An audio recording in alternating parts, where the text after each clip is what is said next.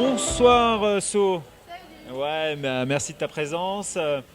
Bon, habituel, comme toujours. Voilà, attaquant de Vulca, on est là. On représente le collectif. C'est super. Ce serait mieux avec le micro, pardon. C'est mieux, donc on le refait. Bonsoir, comment ça va? Alors ça va très bien, on est là, on a répondu à l'appel, présente, comme toujours. Génial, et là, alors donc bon, toi depuis, tu étais déjà dans la première exposition Beautiful Woman of Art. Exact, à l'Art Sans Mêle. Voilà, aujourd'hui tu nous présentes une œuvre qui avait déjà été montrée là-bas. C'est ça. Une œuvre un peu chic-choc quoi quand même. On a été quand même obligé de la cacher. Hein. Ouais. Donc derrière un rideau rouge avec la petite pancarte interdit aux moins de 16 ans pour éviter de choquer le jeune public. Donc au moins les gens sont prévenus. Donc quand ils viennent, bon ils peuvent regarder s'ils ont le droit, mais s'ils n'ont pas le droit, on va éviter de choquer. Donc alors, voilà. Sans en dévoiler trop parce qu'on va pas spoiler le plaisir des personnes qui vont ouvrir le rideau parce que c'est toujours un peu c'est vrai que le rideau à la fois c'est à double tranchant, c'est-à-dire que ça attise la curiosité. Exactement, à la fois on cache et à la fois ça donne envie d'aller voir derrière. Ça appelle mais en même temps ça rebute, c'est un peu contradictoire mais bon, c'est toujours la curiosité qui prédomine, j'ai remarqué. Alors donc qu'est-ce que tu peux nous dire, qu'est-ce qu'il y a derrière ce rideau? Alors, c'est une œuvre en fait qui est un clin d'œil à un artiste que j'aime beaucoup et que j'ai étudié pendant mes études aux Beaux-Arts. Donc, il s'appelle Gustave Courbet et il a peint en 1866 l'origine du monde. Et en fait, j'ai voulu lui faire une sorte d'hommage, mais en même temps donner aussi ma vision un petit peu de la femme, voilà, en 2021. Et je l'ai nommé l'origine de la décence. Ok. Donc, alors, sans spoiler, l'œuvre est effectivement un peu plus audacieuse, on va dire, autant l'origine du monde. Donc je crois que pour ceux qui ne connaissent pas, vous pouvez aller regarder, puisque c'est une œuvre qui a fait scandale à l'époque, l'origine du monde, donc bien évidemment d'une femme nue en gros plan. C'est ça. Mais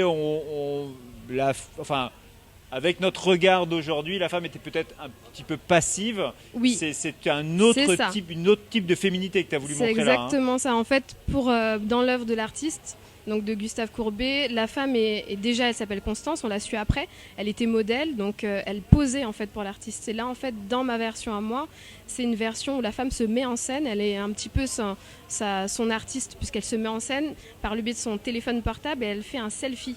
Donc elle prend la pose devant l'objectif, c'est elle qui se met en scène et qui utilise aussi les réseaux sociaux et qui utilise on la voit un petit peu à l'écran d'ailleurs, alors on n'a pas voulu te montrer parce que...